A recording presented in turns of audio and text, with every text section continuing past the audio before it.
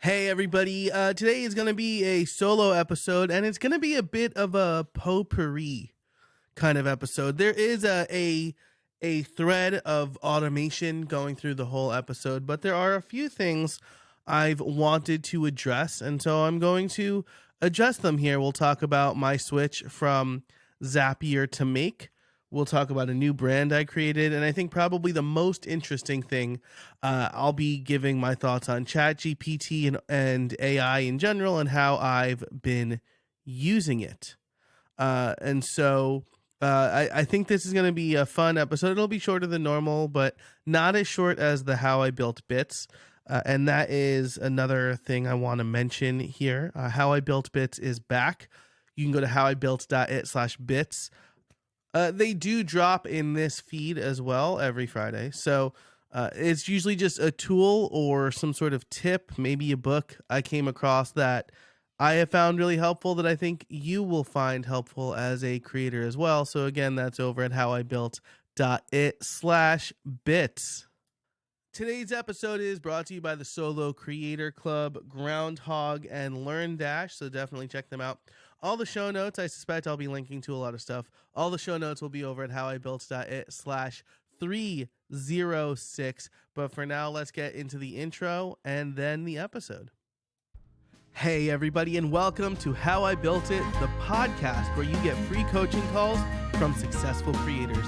Each week, you get actionable advice on how you can build a better creator business to increase revenue and establish yourself as an authority in your field. I'm your host, Joe Casabona. Now let's get to it. All right, so first up on the agenda, I'll try to add chapter markers as I think of them. First up on the agenda is Make versus Zapier. So I decided, you might have heard this. I wasn't really super shy about it or anything like that. But I switched from Zapier to Make. This was an experiment I tried back in January. And by mid-January, I was pretty much sold. I fully moved from Zapier. The main reason is the considerable cost difference. And I'll just say here that you shouldn't do things just because they're cheaper, but also as a business owner who does their due diligence, you should consider vastly cheaper options. You don't just want to waste money, right? I think something I've said for a long time and something other business owners will say is, well, I'm willing to spend money to make money, or, well, I'm willing to spend money if I never have to think about it. And that's absolutely true, right? I have my lawn mowed by someone every week, and I happily pay like $35 a week for them to do about 15 minutes of work, so I never have to think about it. That's money well spent. But if I come across a tool like Make that is, I don't know, I think it was 90% cheaper to go to Make versus Zapier, and Make does everything I need it to do, that would be stupid of me not to do. Because even the few hours I spent learning Make and then moving my automations from Zapier Zaps to Make scenarios, it's worth it, right? Because again, 90% cheaper, right? It went from like $75 a month for me to $10 a month for me, which means after 6 months, that time that I spent is worth it, right? It's a long-term investment. But that's not the only reason. That was just like a soapbox because like somebody got on my case about it. They're like, oh, I'm willing to spend the money if I don't have to think about it. I'm like, yeah, me too. That's why I'm investing in automation. But like, I'm also, there's a reason that Bill Gates cuts his own hair, right? Because he feels that it's financially smarter to do that, right? I guess I'll say the last thing I'll say here is the truly wealthy people are not the people who frivolously spend and waste money. And based on what I've learned about Zapier versus Make, to stay on Zapier would have been a waste of money. So there you go. But there are a few other things I like about Make versus Zapier. First of all, the route building and general design of scenarios is better. I think the interface is much more intuitive. It's easier to move things around. Like with Zapier, unless they've changed this in the 2 months since I've left, with Zapier, once you have that flow in place, if you want to move stuff, you can't just drag and drop it. You have to delete the action and then place it later. But with Make, you can move the actions around, you can move the triggers around, you can disconnect them, you can create routes. I think it's a lot easier to build scenarios and visualize how they will work and understand them a lot better with Make. I think it's much easier. That said, you do need a little bit more know-how than with Zapier. Zapier has tighter integrations with Dropbox and Google. For example, if you want to use your personal Gmail account, you need to spin up an API key for certain actions instead of just authenticating. And it is actually a lot more secure because you're not giving complete access to an app. You're actually explicitly choosing the services that you want an app to have access to. So that's nice. The security aspect is nice, but like if you're just looking to go and like connect your Gmail account, like you do need a little bit more know-how. Along with the know-how, you do need to be more mindful of how your scenarios are run. Make charges per what they call operation. So you can't just let your automations run wild, right? With Zapier, like you could set something for 15 minutes, and because they're charging you per zap,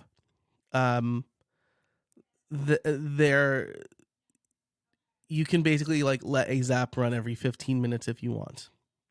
With Make, I tried applying that same sort of thing, like run my automations every 15 minutes, and I ended up hitting my 10,000 operation limit within 2 weeks. So that's really short. But luckily, I was able to dial them back a reasonable amount. And now, I think last month I hit a little more than 50% by the end of the month. And I'm on that same track. I think I've hit like 30% halfway through this month. So you do need to think about that. The way to manage the operations is to not have them run as often. So the default is 15 minutes. I have some run every 2 hours. I have some run every 2 days, right? If I have an automation for this podcast based on the publication of an episode, I don't need that to run every 15 minutes, every 2 hours, or even every day. I know a new episode comes out around 2 a.m. Eastern time on Mondays and 2 a.m. Eastern time on Fridays.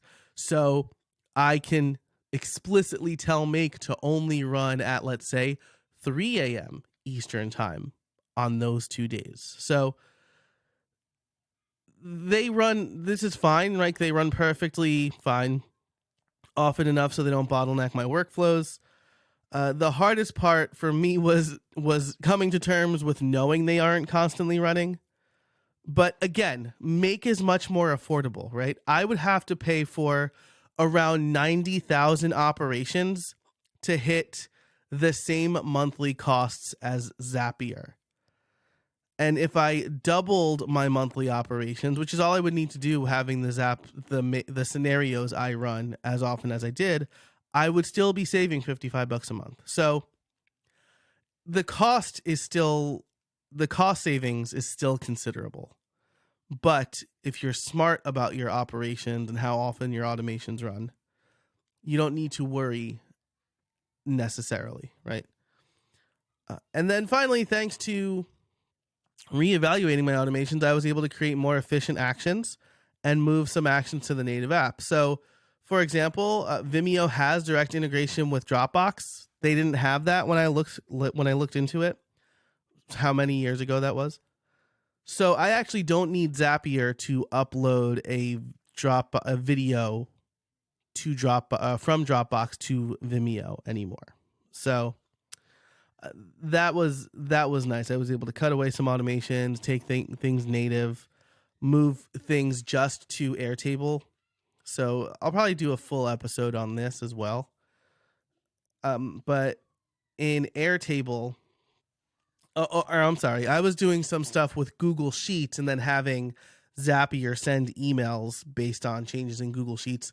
I moved those Google Sheets to Airtable, and now Airtable sends the emails, which is a much better function because there's not that middleman that could break down, right? It's all happening in Airtable now. So I made my automations and my communications and my tracking things much more efficient in this process as well. So on top of savings, I actually made my business operations better. So if you are doing automations, if you have less than 5 zaps, it still makes more sense to be on Zapier.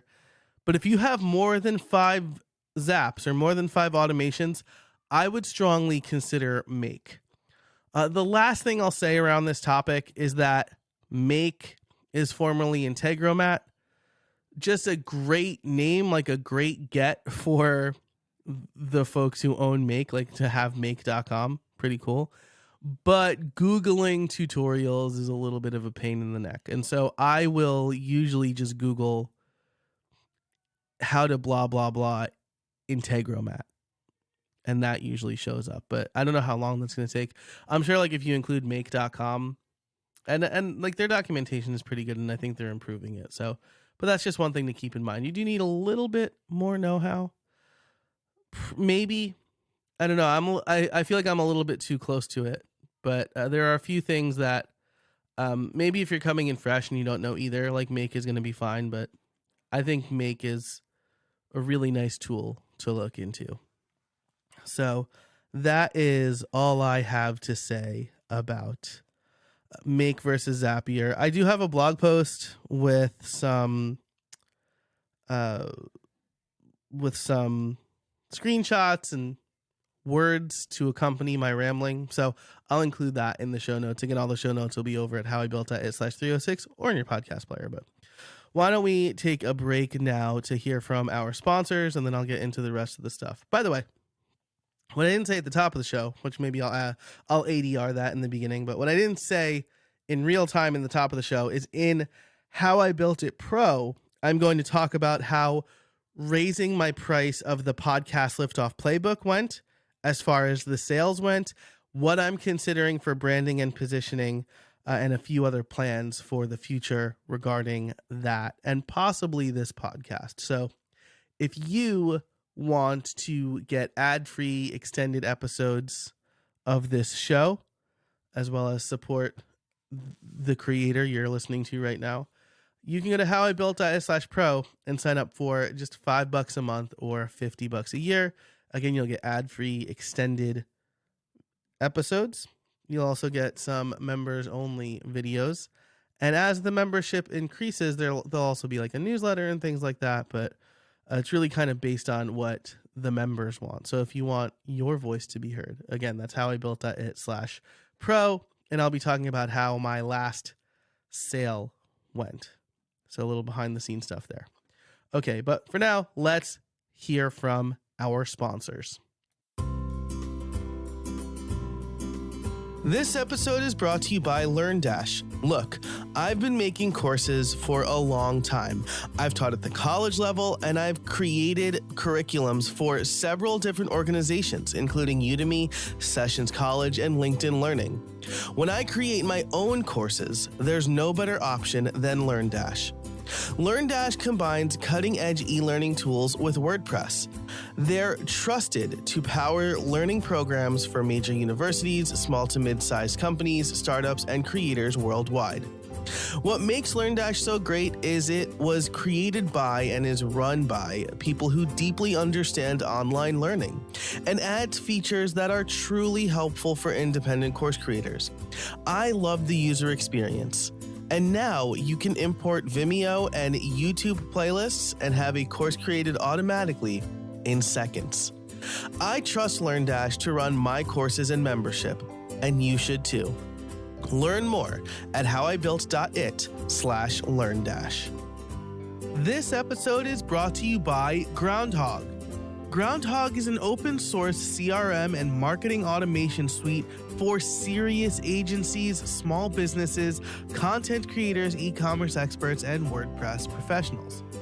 Groundhogg allows you to create funnels, automate email and SMS communications, and manage your contacts from the comfort of your WordPress dashboard. Unlike other SaaS CRM platforms, Groundhogg does not charge you a success tax. Groundhogg charges a flat rate fee, regardless of the size of your list. Groundhogg will never charge you more as your list grows. It also integrates with all of the top WordPress e-commerce, LMS, and membership plugins to create a unified customer experience. Start now with a 14-day demo for $1. Go to howibuilt.it/groundhog. That's howibuilt.it/GROUNDHOGG. Or use the code HowIBuiltIt for 20% off your first year of any plan. Thanks so much to Groundhogg for sponsoring this episode of How I Built It. If you listen to this show, you know it's an amazing time to be a creator. It's never been easier to get paid for your expertise. But being a high-performing creator is a different ballgame. High-performing creators generate consistent monthly recurring profits. They trust the process and don't overlook the essential fundamentals of business. They are dedicated to becoming masters of their craft and creating more customer value. And high-performing creators are business owners as much as they are artists. If you want to become a high-performing creator that earns a living from selling your expertise, then I recommend you join the Solo CEO Club today. Surround yourself with other high-performing creators. Expand your influence, increase your income, and cultivate a deep impact on your customers through meaningful interactions. Become a member of the Solo CEO Club today by visiting jointhescc.com. Again, that's jointhescc.com. And you can get 33% off your first month with the coupon code CASABONA. The Solo CEO Club, where creators become high-performing experts. Okay, so next up on the agenda is talking about AI, ChatGPT, all these things that are in vogue. So these are my general thoughts on ChatGPT and generative AI in general. Take them with a grain of salt. I've been using them a little bit for mostly idea generation. So one example I'll give you is I was asked to come up with a podcast concept for a topic I'm completely unfamiliar with. This is not launched yet, and it's for a client, so I don't want to get into too many details. Let's just say it's underwater basket weaving, right? So I was asked to come up with a podcast concept for underwater basket weaving. And so I don't really know anything about underwater basket. I guess it could just be basket weaving. I don't know anything about that either. Or woodworking, like any of these things that you have to do with your hands. Let's say it's woodworking, right? So I first asked ChatGPT, like, tell me a little bit about woodworking. Like, what are woodworkers called? Besides woodworkers, is there another word? And then I asked it to come up, I am creating a podcast where I interview competitive woodworkers on their craft. Can you give me a list of 10 names for that podcast? And then I said, okay, come up with 2 descriptions for that podcast. And then I said, okay, come up with 25 episode ideas around competitive woodworking. And it did a really good job. It did a pretty admirable job.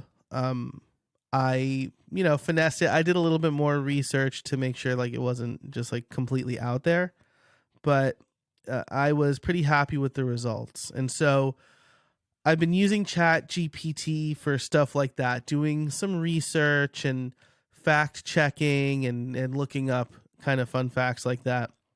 I'll talk about this more in the pro show, but I'm trying to come up with a new name for the podcast Liftoff playbook. And so I gave it a little synopsis on the playbook and what it does and what I'm thinking. And it came up with 7 names. And I'm actually going to go with one of those names. I might tweak it a little bit, but I'm going to go with one of those names. So I was really impressed by that sort of stuff.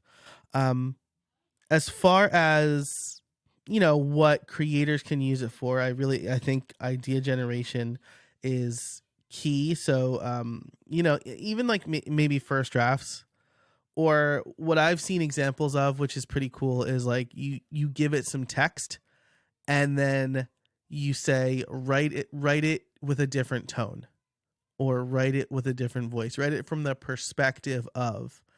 And I think those things are really cool because you want your message to resonate with a particular group of people.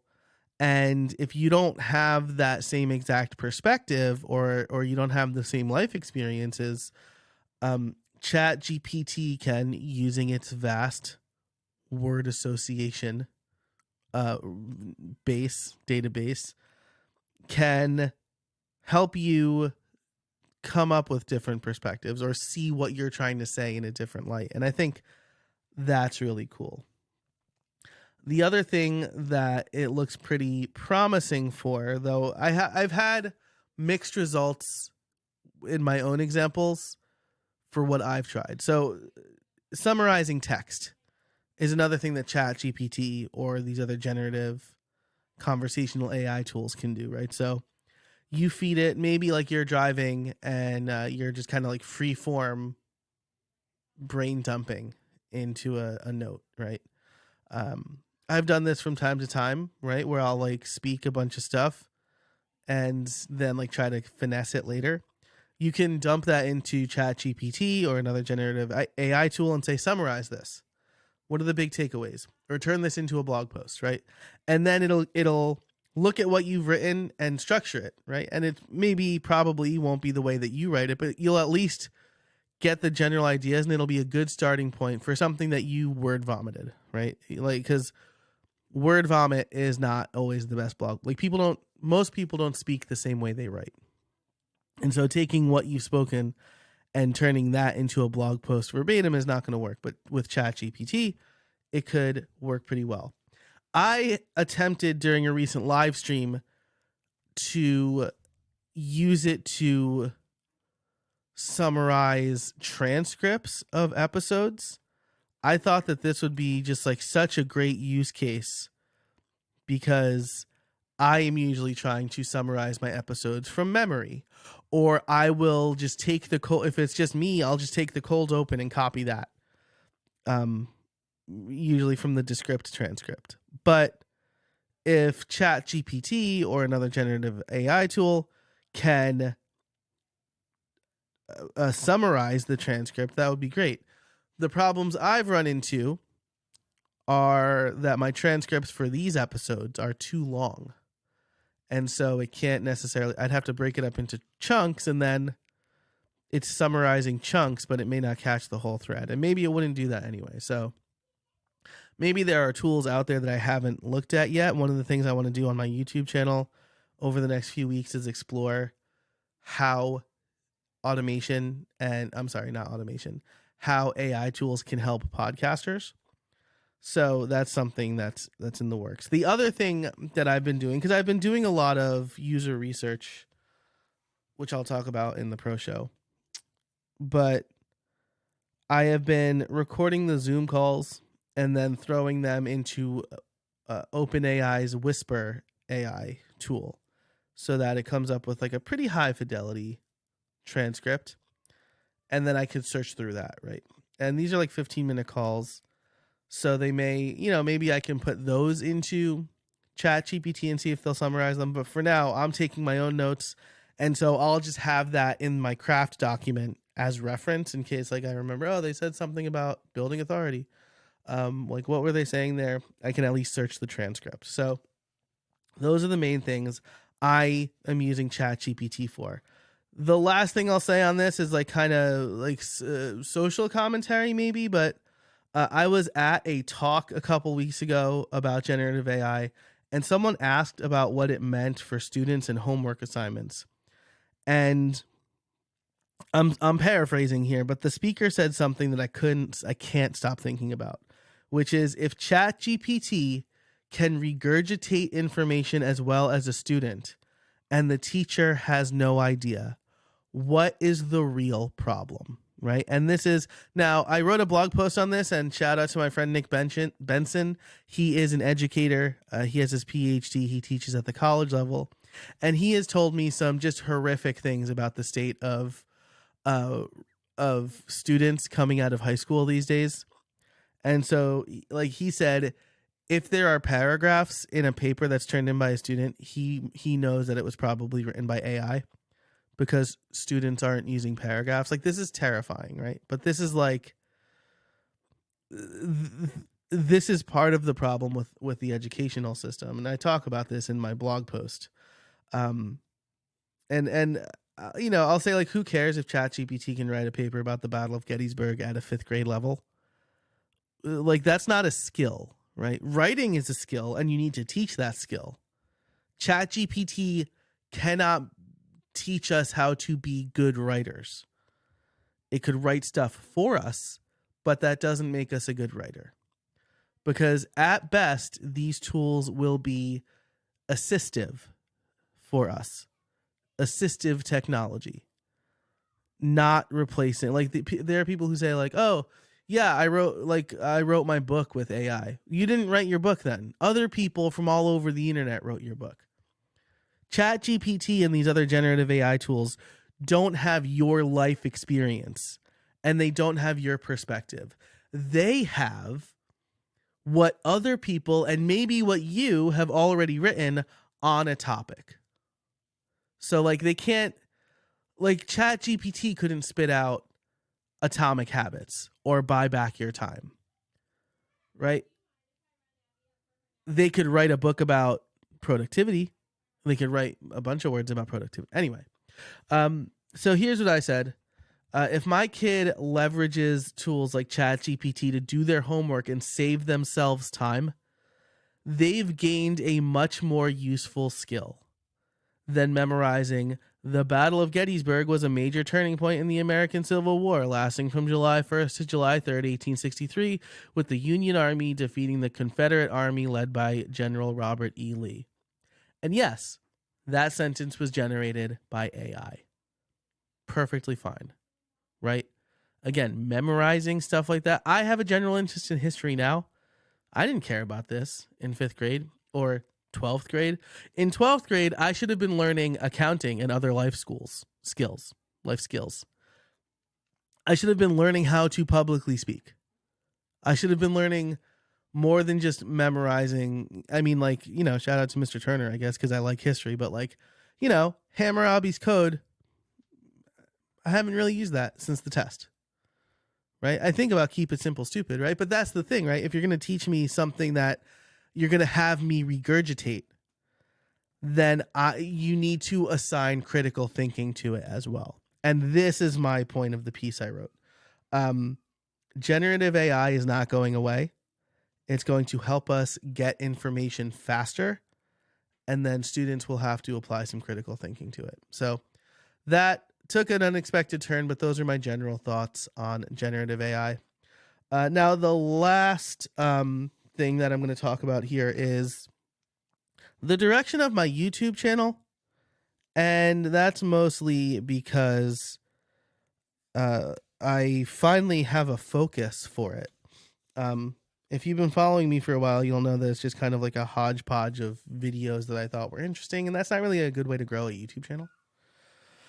But I posted something on LinkedIn recently, and my friend Jeff Large told me that it was about automation, and he basically said that he thinks I am better positioned to help people with automation than I am with podcasting. Now, I'm not all the way there. I think there's a way that I can have it both ways. But the Joe Casaboni YouTube channel lacked focus until that moment. And so I decided to spin up a new brand called the Automated Solopreneur. You can find more information at Solo Automator. There it is. Great domain. I can't even remember it. Soloautomator.com. But again, my YouTube channel is going to focus on automation tools. And so lately I've just been doing like one video a week where I walk through one of my automations, while I get a feel for like what does well and what doesn't. It's kind of a new day for the YouTube channel. And so what I plan on doing there, I've already updated the branding. All of my live streams are going to have an automation slant now as opposed to a WordPress slant. What I need to do is update the videos that you see on the channel page, right? You can curate that experience. And right now I only have one playlist called automation, whereas I'll probably have 3 moving forward called like automation tools. Thinking like an automator is probably one of them. That's a really good one. Thinking like an automator, and then demos, like automation demos, where I walk through some of my own automations. And then there'll be the live streams where I build automations in real time, or I take suggestions from people watching. And so I'm pretty excited about that. That was just like a quick aside, but I think that this is going to be a really good direction for the YouTube channel, because I have my podcast Liftoff YouTube channel that I'm going to publish. I plan on doing like 6 videos on that this year, but I want them to be high quality videos. And up until now, I've been like sick. Like I got the flu, and then 2 weeks later I got strep throat, and I've had to ship 2 LinkedIn learning courses in that time. And now like that's going to slow down a lot, and I'm going to have more time to focus on this kind of fun content. So I just wanted to give a quick update on that. I'm pretty excited about the direction of the YouTube channel. I love automation. So if you have any questions about automation, feel free to send them in, howibuilt.it/feedback. Because this will I'm probably not going to spin up a new podcast. I'll probably use this as the automation arm, like the podcasting arm of my automation brand. Right. And like that fits into the name, right? How I built it, maybe how I built automations. So that I'll probably discuss more in the pro show. But for now, that's it for this episode of How I Built It. I hope you enjoyed the Potpourri style. Again, if you have a podcast player that supports chapters, I have built some chapters in so that you could skip around if you'd like. I have even chaptered the sponsors since they're all in one break now. I guess if you're at this point, though, you either already know that or you just listened to the whole episode and you're like, well, I missed out. Anyway, thanks. Thanks for listening to this episode of How I Built It. Thanks to our sponsors, the Solo Creator, Groundhogg, and LearnDash. Definitely check them out for all the show notes, as well as to join my mailing list where you'll get newsletters with these roundups and things like that. You can head over to howibuilt.it/306. If you're going to stick around for the pro show, I am going to talk about how my new sale went, as well as the direction for this show and some infrastructural changes maybe. But that is for the pro show. So thanks so much for listening. And until next time, get out there and build something.